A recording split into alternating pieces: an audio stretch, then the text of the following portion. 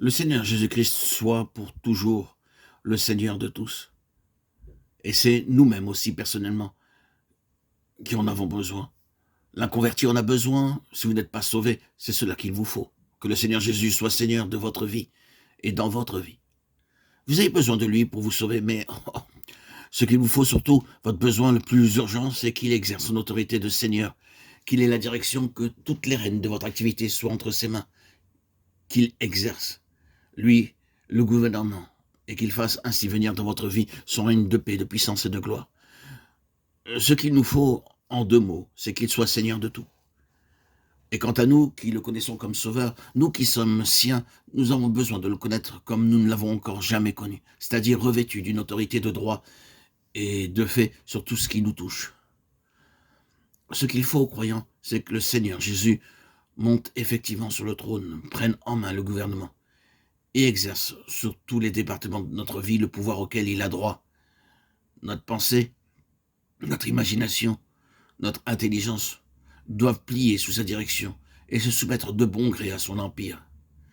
Les désirs de nos cœurs, nos affections doivent reconnaître sa souveraineté. Notre volonté, nos décisions, tout ce qui représente une détermination à prendre ou un choix à faire doivent lui être subordonnés. Il nous veut tout entier dans un état d'abandon et de soumission à son règne de sainteté pratique, de victoire, de joie, de paix. Oui, même le croyant, même celui qui est sauvé a besoin de l'avoir comme Seigneur de tout. Et si nous sommes si nombreux à souffrir d'une vie étriquée, si le rendement de notre travail et de notre service est si faible, si notre joie chrétienne est souvent si voilée, j'ai la conviction qu'il y a dans toutes ces choses un seul et même problème. Et nous trouverons la solution de ce problème que lorsque nous laisserons l'autorité absolue de Jésus-Christ s'exercer librement sur nous. C'est une chose qui transparaît plus que toutes les autres dans ces deux chapitres des Actes, le chapitre 2 et le chapitre 10, c'est bien cela, la métamorphose de l'existence, quand Jésus-Christ est devenu Seigneur de tout. Relisez ces passages.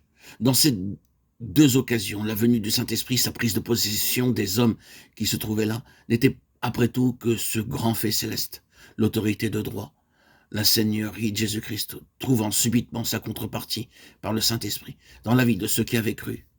La plénitude de l'Esprit n'a pas d'autre sens. En d'autres termes, une vie remplie du Saint-Esprit est une vie qui fait rayonner autour d'elle l'autorité et la souveraineté de Jésus-Christ. Regardez encore une fois cette histoire. C'est merveilleux ce qui peut se passer quand le Seigneur a la place à laquelle il a droit.